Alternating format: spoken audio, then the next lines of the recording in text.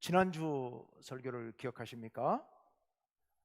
지난주에 본격적으로 요한일서 본론으로 들어가서 빛 가운데 행하라. 하나님은 우리의 빛이시다. 하나님은 빛이시다 라는 말씀이 있었는데, 그것은 하나님의 본질이 빛이시다. 맞아요? 틀려요? 그런 뜻이 아니라고 그랬어요. 하나님의 본질이 빛이라는 뜻이 아니고 하나님은 빛을 만드신 분이에요.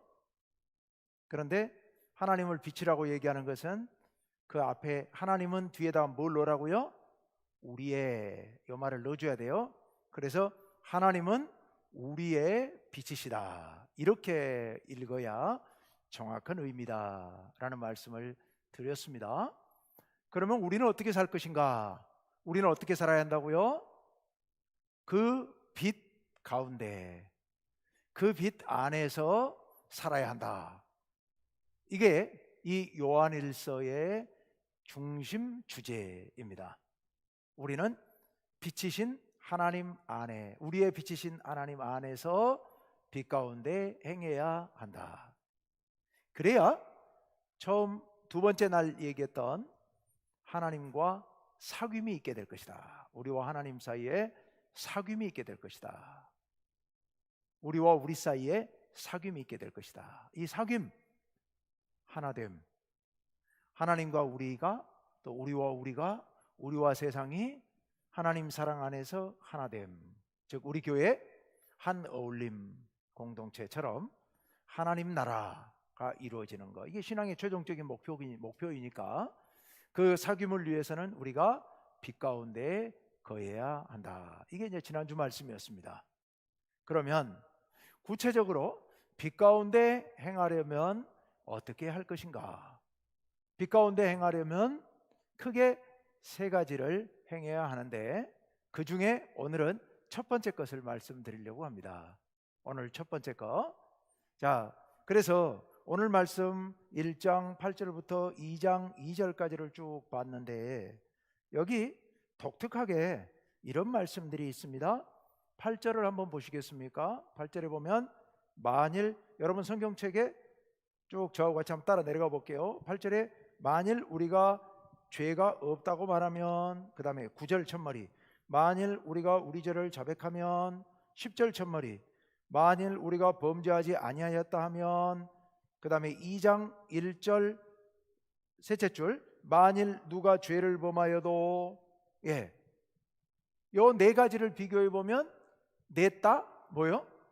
만일 뭐뭐 하면, 이렇게 시작되고 있잖아요, 전부 다. 그런데 만일 뭐뭐 하면에 그 가운데 뭐뭐, 요게 공통적으로 들어있는 단어가 있죠. 그게 뭐죠? 죄의 문제예요.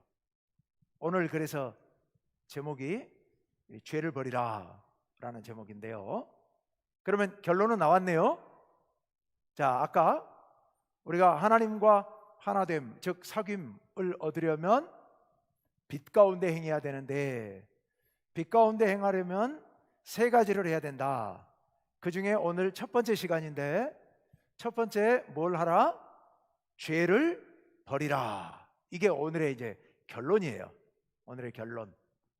다 들으셨습니다. 바쁘시면 가셔도. 죄만 버리시면 됩니다. 죄만 버리시면. 자, 그런데 죄라는 게 도대체 뭘까? 죄를 버려야 우리가 빛 가운데 살아갈 수가 있는 건데, 그래서 하나님과 사귐이 있어서 하나님 나라에 들어갈 수가 있는 건데, 근데 이 죄가 도대체 뭘까? 여기서 말하는 죄는 우리 기독교에서 말하는 죄 말고도 세상 사람들이 말하는 죄들이 있을 수 있습니다. 예를 들자면 양심에 어긋나는 행동, 요거 세상 사람들도 그런 것을 죄로 알고 있죠. 또 그 사회가 정한 규범, 법 또는 가치 기준, 이런 게 있을 수 있거든요. 윤리 도덕. 자, 그런 걸 어긴 것이 죄다라고 말할 수 있습니다. 이건 우리 신앙이 아니어도 일반인들도 다 같이 이야기하는 그런 것들입니다. 그런데 오늘 여기서 말씀하는 것은 우리가 빛 가운데 행함으로 하나님과 사귀어서 하나님 나라에 함께 살아가는 데 있어서 필요한 죄를 버리는 거, 이때의 죄는 그건 아니에요. 그건 물론 절대 아니다 이런 뜻은 아니고, 그게 중심은 아니에요.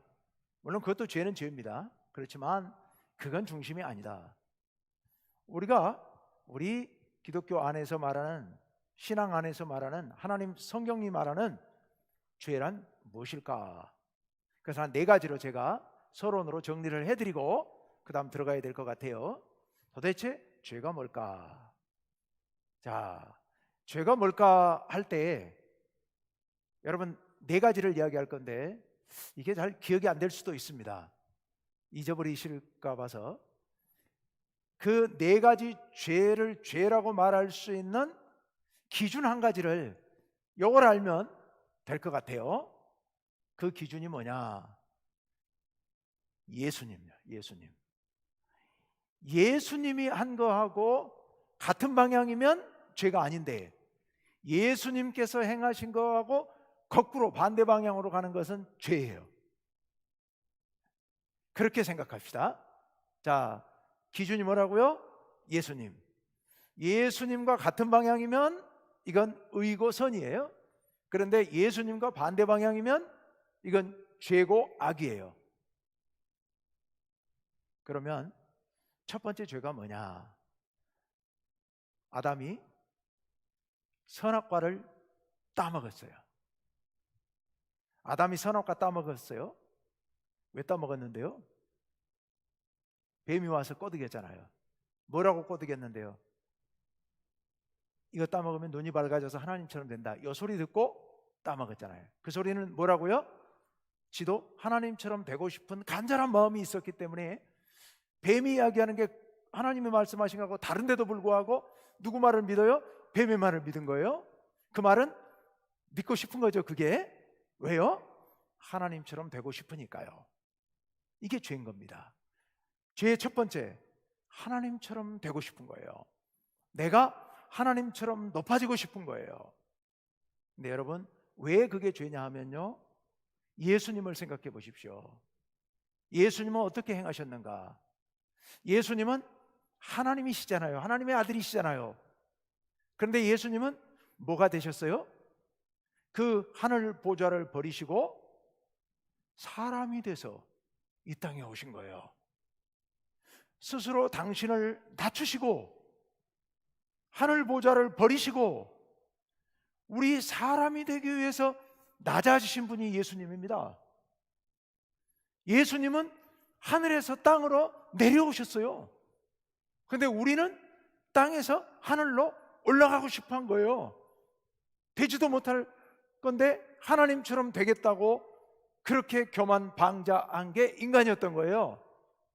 우리 마음 가운데 예수님처럼 낮아지고 싶은 마음이 있는가? 아니면 높아지고 사람들보다 더 위에 있고 싶고 높아지고 싶고 존귀 여김 받고 싶고 이 높아지고 하는 마음, 높아지고자 하는 마음이 강한가? 요거 여러분 잘 돌아보시길 바랍니다. 그래서 내 마음 가운데 그렇게 예수님처럼이 아니라 그 반대로 되고 싶은 마음이 내 속에 지배하고 있다면 요거 죄입니다. 첫 번째 죄 뭐예요? 교만이에요. 교만. 이게 죄인 겁니다. 두 번째 죄가 있어요. 두 번째 죄가 뭐냐? 두 번째 죄가 아까 누구를 위해서 선악과 따먹고 하나님처럼 되려고 하는 거예요? 자기를 위해서요. 자기를 위해서요. 오로지 자기만을 위해서. 자기만을 위해서 하나님 명령 어기고 따먹고 자기만을 위해서 높아지려고 하는 겁니다. 자기중심성이에요. 자기중심성. 예수님은 어떻게 사셨어요? 예수님은 당신을 위해서 한 게 없잖아요. 모두 하나님을 위해서 아니면 우리를 위해서. 예수님은 당신을 위해서 한 게 아니라 남을 위해서, 하나님을 위해서, 우리를 위해서 하신 거예요. 근데 우리는 오로지 나만을 위해서 모든 것을 나를 먼저 생각하고 나를 중심에 놓고 모든 게 내 중심인 거예요. 요게 인간의 두 번째 죄, 자기중심성. 이기적인 거죠. 이기적인 거. 이기적인 자기중심성. 요게 두 번째 죄인 거예요. 나를 위해서 교만하는 거예요. 나를 위해 높아지고 싶은 거. 그런데요, 그 자기중심성, 가장 대표적인 것이 나를 중심으로 나만을 위해서 뭔가를 다 갖고 싶어 하죠. 이게 뭐예요? 욕망이에요. 욕망. 자기중심적인 욕망인데, 여러분, 이 욕망의 특징이 뭐냐? 욕망의 특징이 뭐예요? 무한한 거예요. 무한한 거예요. 끝이 없는 거예요. 끝없이 채우고 계속 채우고 싶어 하는 거예요. 다 나 혼자 가져버리고 싶은 거예요. 무한한 욕망. 네? 무한한 욕망. 욕망이 한계가 없어요. 끝이 없어요. 이 무한한 욕망이 세 번째 죄입니다. 예수님께서는요, 당신이 꼭 필요한 기본적인 먹을 것, 입을 것, 그 이상을 갖지 않으셨어요. 근데 우리는 내 입을 것, 쓸 것 외에 더 갖고 싶어 하는 거예요. 탐심이 뭐라고요? 탐심? 탐심은요, 나한테 꼭 필요한 거 이상을 가지려고 하는 게 탐심인 거거든요. 이 무한한 욕망, 요게 세 번째 죄입니다. 무한한 욕망. 자, 마지막 네 번째 죄. 네 번째 죄. 죄의 결과이기도 한데요, 아담과 하와가 선악과를 따먹고 났더니 그 다음에 어떻게 됐어요? 하나님께서 동산에 거니시는 소리를 듣고 어떻게 합니까? 숨어버리죠. 나무 뒤에. 겁나니까요. 하나님이 두려워지기 시작해요. 그래서 숨어버립니다. 나중에 하나님께서 아담아, 네 선악과 따먹었냐? 왜 따먹었냐? 하와가 따먹으라고 그래갖고요. 하와한테 네가 왜 따먹었냐? 뱀이 따먹으라고 그래갖고요. 죄로 인해서 결과이지만 하나님과 관계가 멀어져 버리는 거예요. 숨고 싶은 거예요. 피하고 싶은 거예요. 그러면서 하나님과 관계가 단절돼 버려요. 그리고 아담과 하와의 관계가 서로 죄를 떠넘기는 관계로 멀어져 버리는 거예요. 뱀과 자연과의 관계도 멀어져 버리는 거예요. 즉 하나님과 관계가 멀어지고 인간과의 관계가 멀어지고 마지막에는 나와의 관계도 멀어져 버리는 겁니다. 나 본래적인 나와 관계가 멀어져서 엉뚱한 내가 돼 버리는 거예요. 관계의 단절요. 관계의 단절. 가장 대표적인 것이 하나님을 적대시하고 하나님과 등을 돌리게 되는 거. 이게 죄인 겁니다. 이건 죄의 결과이지만 동시에 그건 죄 자체예요. 여러분, 우리가 하나님을 멀리하는 거, 하나님을 가까이 하지 않는 거, 이게 죄입니다. 이게 네 번째 죄입니다. 예수님은 어떻게 하셨어요? 예수님은 이 땅에 오셔서요, 멀어진 관계를 회복시키기 위하여서 다시 화해시키고 다시 하나 되게 만들고 이렇게 하도록 하기 위해서 예수님께서는 당신의 모든 것을 바치셨죠. 당신의 생명까지 십자가에서 내주셨죠. 예수님께서는 관계를 다시 회복시키는 데 집중했다면 우리는 날이면 날마다 관계를 단절시키는 데만 급급한 게 우리의 삶이에요. 이게 죄입니다. 자, 네 가지 죄 한번 정리해 볼까요? 첫 번째로, 먼저 죄의 기준이 뭐라고요? 예수님요. 예수님처럼 하지 않고 반대로 가는 게 죄라고요. 그래서 첫 번째로는 예수님은 사람이 되시고자 겸손해지셨는데 우리는 하나님이 되고 싶어서 높아지려고 하는 교만, 이게 첫 번째 죄다. 그런데 누굴 위해서 높아지고 하나님처럼 되려고 그래요? 나를 위해서, 자기중심성, 이게 두 번째 죄다. 예수님은 남을 위해서 생명까지 내주셨는데 우리는 나만을 위해서 살려고 그러니 이게 죄라는 거예요. 이게 자기중심성이 죄예요. 세 번째 죄가 뭐라고요? 그 자기중심적인 것 중에 가장 큰 게 욕망인데 그 욕망이 어때요? 끝이 없어요. 끝이 없어요. 이 끝없는 무한한 욕망, 이것이 세 번째 죄입니다. 네 번째 죄가 뭐라고요? 그런 것들로 인해서 또 그 자체로 하나님과 사람과 관계를 단절시키는 거예요. 멀리하는 거, 이게 죄라고요. 예수님은 우리와의 관계를 하나로 만들기 위해서 하나님과 우리를 화해시키려고 그랬는데 우리는 하나님을 멀리하고 이웃을 미워하고 갈등하고 싸우고 멀어지려고 하는 거, 이게 죄라는 겁니다. 자, 이런 게 죄예요. 이런 게 죄인데, 물론 그 밖에 뭐 도덕적인 죄들도 다 포함이 당연히 되겠습니다만은 가장 중요한 문제는 바로 이런 것들입니다. 근데 여러분,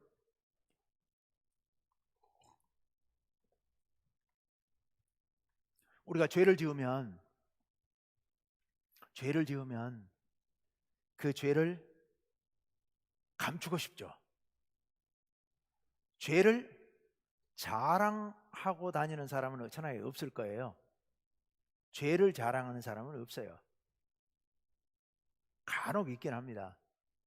성경에 창세기 4장에 등장하는 라멕 같은 사람이 대표적인 사람인데, 어떤 사람이 나를 상하게 하니까 내가 그를 죽여버렸노라고 떠들고 다녀요. 세상이 아주 악랄해졌을 때 사람들은 자기 죄악을 자랑하면서 그걸 통해서 계속해서 다른 사람들이 겁먹게 만들고 다른 사람을 자기 밑에 두려고 죄를 자랑하는 사람이 간혹 있긴 합니다.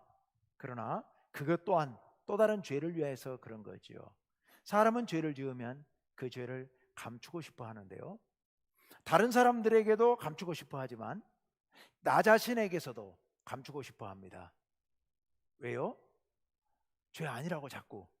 그러면 자꾸 죄책감이 몰려오니까 자기를 정당화해가지고 그 죄 아니라고, 아닐 거라고, 그리고 죄라는 인식이 돼도 자꾸 잊어버리고 싶어 합니다. 이게 인간입니다. 자, 여기 그 말씀을 하고 있는데요, 8절 말씀을 띄워주세요. 8절 우리 다 같이 한번 읽어봅시다. 시작. 만일 우리가 죄가 없다고 말하면 스스로 속이고 또 진리가 우리 속에 있지 아니할 것이요. 아멘. 만일 우리가 죄가 없다고 말하면 사람들은 자꾸만 죄를 감추려고 그래요. 특히 요한 1서에 등장하는 이 말씀은 지금 영지주의 이단이 들어와서 교회를 물들이고, 그로 인해 성도들도 그 영향을, 거기 따라간 사람도 있지만 안 따라간 사람들도 그 영향을 받아서 은연중에 이런 영주주의 같은 얘기들에 솔깃해가지고 마음이 넘어갔어요. 그들을 염두에 두고 하시는 말씀이 이 요한 1서인데, 그런데 그 영주주의 이단의 주장 중에 아주 중요한 주장 하나가 우리는 죄와 상관이 없다는 거예요. 두 가지 맥락에서 상관이 없습니다. 첫째는 진정한 인간은 영적 존재이기 때문에 육체와 별 상관없다고 이야기하는 겁니다. 그래서 영적 지식을 얻은 구원받은 백성들은 죄를 짓지 않는다, 죄하고 상관없다라고 이야기를 하거나, 아니면 죄 지은 것은 육체일 뿐이다라고 이야기를 해요. 그런데 육체는 진정한 내가 아닌 거예요. 그러니까 육체가 무슨 짓을 지어도, 무슨 죄를 지어도 상관없다라고 얘기를 해버리는 거예요. 그래서 죄하고 우리하고는 상관없다, 이렇게 주장하는 게 영지주의 주장입니다. 자, 그래서 이 말씀을 썼지만 이제 그건 그때 일이고, 오늘날 우리들도 사실은 자꾸 자기 죄에 대해서 부정하고 죄 안 지은 척하고 죄를 인정하지 않으려고 하는 게 우리의 모습이지요. 자, 그렇게 되면 뭐냐? 그게 뭐라고요? 둘째 줄에 스스로 속이고, 우리 자신을 속이는 거라는 겁니다. 그렇죠? 죄 안 지었다고 얘기하면서 나도 자꾸 맞아, 그 죄 아니야, 내가 한 거 아니야, 어쩔 수 없었어, 이랬어 라고 자꾸 핑계를 대잖아요. 이거 자꾸 스스로 속이려고 하는 겁니다. 자기 스스로를 속이는 거다. 그러면서 또 진리가 우리 속에 있지 아니할 것이요 그랬습니다. 진리가 우리 속에 있지 않다, 즉 내가 거짓투성이가 되어버린다는 겁니다. 진리라면 있는 그대로의 진실이 드러나야 되는데, 죄가 있는데 죄 자꾸 안 지었다고 덮으면서 내가 이중화되는 겁니다. 내 속에서 이원화가 되어버리는 거예요. 분리가 되어버리는 겁니다. 진실하지 못한 거예요. 투명하지 못한 거예요. 깨끗하지 못한 거예요. 우리가 자꾸 죄를 부정하면 나 자신이 이중화돼 버린다. 그래서 이중인격자가 돼 버리는 겁니다. 달리 이중인격자가 아니라 자기 죄를 부정하는 사람이 이중인격자가 돼 버릴 수 있다라는 얘기입니다. 자, 그런데 한 절을 건너가서 10절을 보면 거의 똑같은 얘기가 또 나오죠. 10절 말씀, 우리 다 같이 한번 10절을 읽어봅시다. 시작. 만일 우리가 범죄하지 아니하였다 하면 하나님을 거짓말하는 이로 만드는 것이니 또한 그의 말씀이 우리 속에 있지 아니하리라. 아멘. 지난주에 제가 자막을 안 만들었냐고 당황해가지고 얘기했는데 나중에 곰곰이 생각해 보니까 다 만들어 놓고 제가 카톡으로 교육자들에게 보내줘야 되는데 안 보내버렸더라고요. 그래서 지난주에는 저도 몹시 당황해가지고 왜 갑자기 자막이 없지 당황했었는데 제 잘못이 내려가 보니까 고스란히 안 보내고 갖고 있더라고요. 자, 우리 전사님들한테 괜히 제가 제 잘못인데 타박한 것 같아가지고 미안해서 한 얘기입니다. 만일 우리가 아까 8절에서 죄가 없다라고 말하면 그랬는데 여기는 우리가 범죄하지 아니하였다 하면 하나님을 거짓말하는 이로 만드는 것이다. 아까는 뭐라고 그랬어요? 스스로 속이는 것이다 그랬어요. 나 자신을 속이는 거예요. 그런데 이번에는 똑같이 죄가 없다고 말하면 그건 이번에는 또 누구를 속이는 거예요? 하나님을 속이는 것이어서 하나님을 거짓말쟁이로 만들어버리는 게 된다, 이런 얘기입니다. 하나님을 거짓말쟁이로 만들어버리는 게 된다. 하나님께서는 우리의 죄를 용서하시기 위해서 예수 그리스도를 보내주시고 예수 그리스도의 십자가의 보혈로 우리를 정결케 하려고 그러고 있는데 죄 없다고 그러면 하나님이 뭐 되는 거예요? 하나님이 거짓말쟁이 되는 거예요. 너 죄인이니까, 너희들 죄인이니까 예수 그리스도의 십자가의 보혈로 너를 씻어주마, 용서하마 했더니 그게 하나님 말씀이 하나님이 죄 없는 사람을 죄 있다고 말한 것 같은 거짓말쟁이가 돼버리는 겁니다. 우리가 만약 자기 죄를 부정하면 하나님을 거짓말하는 이로 만드는 것이다. 그래서 또한 그의 말씀이 우리 속에 있지 아니하니라. 아까 진리가 우리 속에 있지 않다. 진리는 하나님의 말씀이잖아요. 그러니까 8절에서는 진리가 있지 않다 그랬는데 그 진리는 말씀이기 때문에 말씀이 우리 속에 있지 않은 것이다 라는 말씀입니다. 왜 우리가 하나님을 거짓말쟁이로 만들어버린다고요? 나를 정당화하기 위해서, 나의 죄를 감추기 위해서. 여러분, 우리 하나님 앞에서 거짓말쟁이 만들지 맙시다. 아까 죄 4가지를 말씀드렸는데 그 죄 4가지에 비추어 보면, 즉 기준을 예수님한테 맞추고 보면 우리 죄인이에요, 아니에요? 다 죄인이죠. 4가지 다 걸리죠. 4가지가 다 걸리는 우리 흉악한 죄인들 아닙니까? 근데 이 죄를 자꾸 덮으려고 죄인 아니라고 하다 보니까 결국 뭐를 만들고 있어요? 우리 하나님을 거짓말쟁이로 만들고 있는 거예요. 우리 하나님을 거짓말쟁이로 만들어요.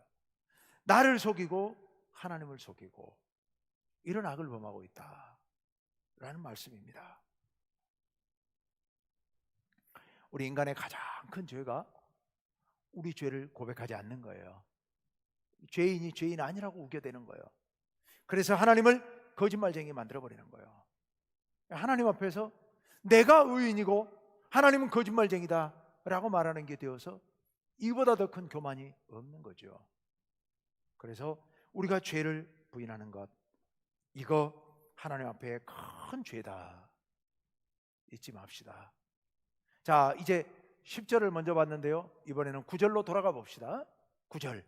자, 우리 9절을 다 같이 한번 읽어주십시오. 시작. 만일 우리가 우리 죄를 자백하면 그는 미쁘시고 의로우사 우리 죄를 사하시며 우리를 모든 불의에서 깨끗하게 하실 것이요. 아멘. 만일 우리가 우리 죄를 자백하면, 아까 8절과 10절은 만일 우리가 죄 없다 하면이었어요. 그런데 이제 9절은 반대로 우리가 죄를 자백하면 그는 미쁘시고 의로우사 우리 죄를 사하실 것이다. 그리고 우리를 모든 불의에서 깨끗하게 하실 것이다 라고 말씀하십니다. 여러분, 우리는 죄인이에요, 아니에요? 우린 죄인들이에요. 예수 믿었는데요, 예수 믿고 있는데요, 그렇습니다. 우리는 이제 영지주의자들은 예수님을 믿으면, 새로운 예수님을 믿었다는 말이 아니라 믿는다고 말하는 게 아니라 그리스도를 영접하면, 그들의 말로 그리스도를 영접해서 영적 지식을 얻으면, 그러면 우리의 본질이 이제 구원함을 받게 되고 참 생명을 얻게 되기 때문에 죄와는 아무 상관이 없다고 얘기를 해요. 완성됐다고 얘기를 해요. 그런데 기독교는 그런 게 아닙니다. 우리 하나님 말씀은 그렇게 가르치지 않죠. 우리가 예수님을 영접하고 우리 구원받았습니다. 그러면 우리는 완성된 겁니까? 완전한 의인이 된 겁니까? 아니요.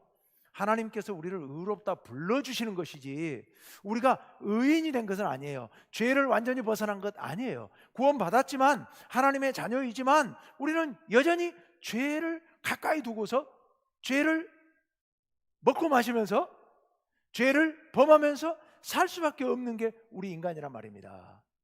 점점 죄로부터 멀어지기 위해서 우리가 발버둥을 치지만 그게 하루아침에 되지는 않습니다. 그래서 우리는 점점 더 거룩해져 가고 성화되어 가는 과정 속에 있는 겁니다.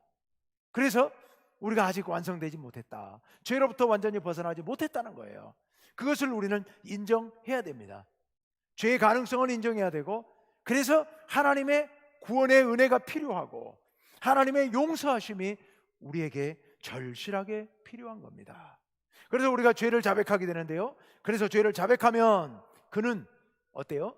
미쁘시고, 미쁘시다는 게 도대체 무슨 뜻이에요? 이게 이제 우리 옛날 언어니까 미쁘시다는 말은 믿어우시다는 말이에요. 믿어우시다, 믿을만하다. 왜 믿을만해요?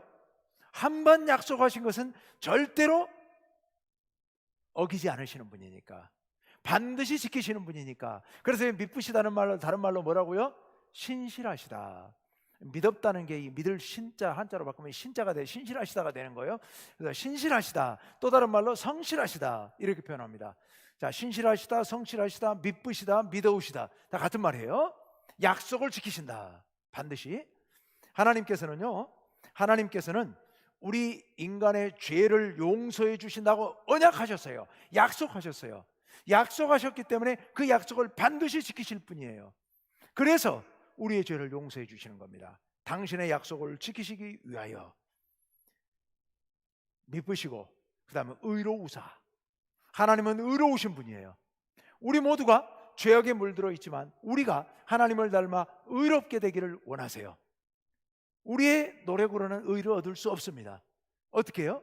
하나님의 아들 예수 그리스도의 십자가의 의로 우리를 의롭게 하심으로 우리 죄가 용서받고 구원받기를 하나님은 원하고 계세요. 그래서 우리도 하나님처럼 의롭게 되기를 원하고 계시는 거예요. 믿으시고 의로우셔요. 그래서 우리의 죄를 사하시는 겁니다. 우리의 죄를 사하세요. 다시 한번 얘기할게요. 하나님은 의로우세요. 우리도 하나님처럼 의롭게 되도록 하기 위해서 우리의 죄를 용서하세요. 근데 우리는 의롭지 않아요. 근데 어떻게 의롭게 돼요? 예수님의 십자가의 의로 우리를 덮어서 우리가 의롭게 되도록 하나님 그렇게 인도해 주신다는 그런 말씀입니다. 그래서 우리를 모든 불의에서, 여기서 말하는 모든 불의는요, 여기서 말하는 모든 불의는 우리가 하나님 앞에 자백한 불의만을 얘기하는 겁니다. 자백한 모든 불의라는 뜻입니다. 자백한 모든 불의.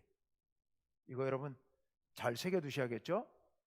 하나님께서 우리의 모든 죄를, 모든 불의를 용서해 주시는데 자백한 모든 불의만 용서하신다는 말씀입니다. 자백하지 않는 불의는 용서하지 않으신다고요. 우리가 우리 죄를 자백하면 그 모든 자백한 불의를 다 깨끗하게 씻어주신다라고 말씀하고 있습니다. 자, 이제 2장 1절로 넘어가 봅시다. 2장 1절 상반절 다 같이요. 시작. 나의 자녀들아, 내가 이것을 너희에게 쓰면 죄를 범하지 않게 하려 함이라. 아멘. 사람들이 간사해가지고 혹시라도 성경을 앞에 있는 말씀을 오해할까봐 이 말씀을 하고 있습니다. 무슨 오해를 할 것 같아요? 야, 인간은 죄를 안 짓고는 살 수 없는 존재들이네. 그럼 어떻게 해? 죄를 지을 수밖에 없는데 죄를 지으면 어떻게 한다고요? 하나님이 다 용서해 주신다고요. 그러니 죄 지어도 되네, 이렇게 오해할까 봐요. 우리 마음이 죄에 대한 경각심이 흐려지고, 우리 어차피 인간이기 때문에 죄 지을 수밖에 없잖아, 그리고 죄 지어도 다 용서해 주신다잖아. 그러니 죄 지어도 어쩔 수 없네, 괜찮네 라고 행여라도 생각할까 봐. 그래서 오늘 이 말씀을 우리에게 하고 계시는 거예요. 나의 자녀들아, 정말 이 성경의 요한일서의 저자가 간곡한 심정으로 나의 이 어린 자녀들아, 이 요한일서를 쓴 분이 아마 나이가 많을 거예요. 어린 자녀들아 라는 게 진짜 나이 어린 사람을 말하는 게 아니라 믿음이 아직 어린 우리 성도들아, 이런 뜻이에요. 어린 자녀들아 하고 간곡한 심정으로 이 얘기를 하고 있습니다. 너희로 죄를 짓지 않게 하려고 내가 이 말을 지금 하고 있는 거다, 이렇게 지금 얘기하고 있습니다. 여러분, 우리가 죄를 지을 수밖에 없습니다. 인간이기 때문에. 그러나 죄를 지으면 용서해 주시죠. 하지만 우리가 최선을 다해서 죄를 범하지 않으려고 애쓰고 노력해야 된다는 거예요. 그것을 위해서 애타는 심정으로 오늘 이 저자가 이렇게 지금 글을 쓰고 있는 겁니다. 여러분, 신앙생활하면서 하루하루 한 해 한 해 우리의 신앙의 연조가 깊어가면 깊어갈수록 우리는 점점 더 거룩해져야 되고 점점 더 죄로부터 멀어져야만 되는 겁니다. 여전히 예전과 똑같이 그렇게 살아갈 거라면, 살아간다면 이거는 아닌 거죠. 이건 곤란한 거죠. 자, 그런데 셋째 줄 2장 1절 하반절 다 같이요, 시작. 만일 누가 죄를 범하여도 아버지 앞에서 우리에게 대언자가 있으니 곧 의로우신 예수 그리스도시라. 아멘. 예, 우리에게 의로운 대언자가 계신다고 지금 말씀하고 있습니다.